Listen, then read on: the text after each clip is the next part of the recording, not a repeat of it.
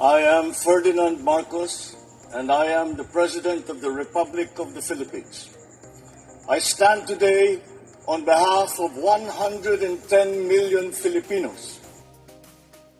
Everyone, hello universe, it's me again. Shout out sa inyo mga kababayan, sa mga Marcos Loyalty supporters, Pilipino and OFW. Ito, may updates tayo guys.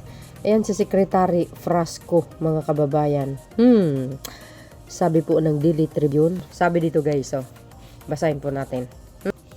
Sabi dyan, just in, a source from the DOT confirmed that Secretary Cristina Frasco resigned and already sent farewell message to her colleagues, employee at department. Nabasa ko na ang graceful exit ni Madam. Wow! O ayan guys, anong kapalagayan nyo? Siguro wala tayong magagawa kasi nag-resign O, di ba? Nag-resign. DOT.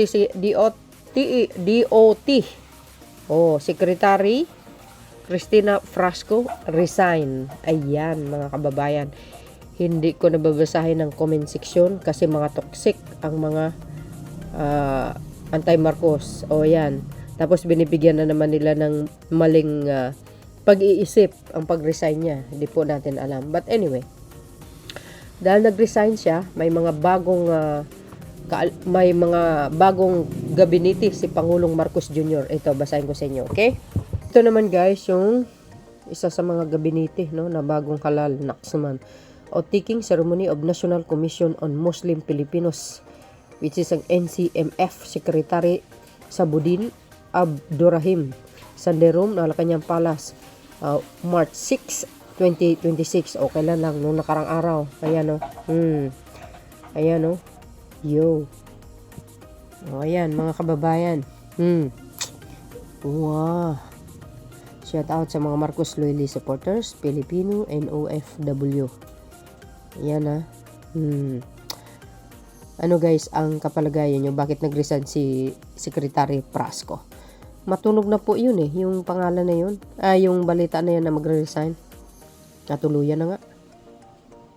No, ayan. Hindi lang yan mga kababayan, mayroon pa. O, ayan pa.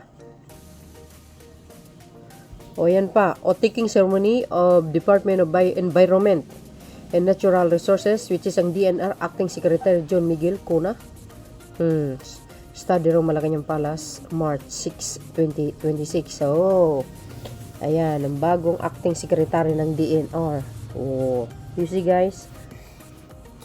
Hindi natin alam kung sino ang susunod na maging secretary ng DOT, Department of Tourist. Tama ba? Yan sila ang bagong gabinete ni Pangulong Marcos Jr. Acting Secretary ng DNR. Oh, ayun.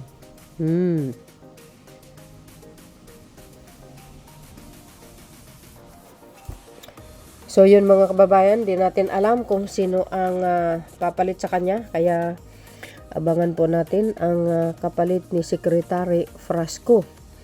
Hindi natin alam kung bakit nag-resign. O mananatiling question mark. Ewan ko lang kung ano ang mayroong sinabi si Yusek Castro, mga kababayan. Mayroon ba? But syempre guys, abangan po natin sino ang susunod na sekretary ng DOT. O, diba?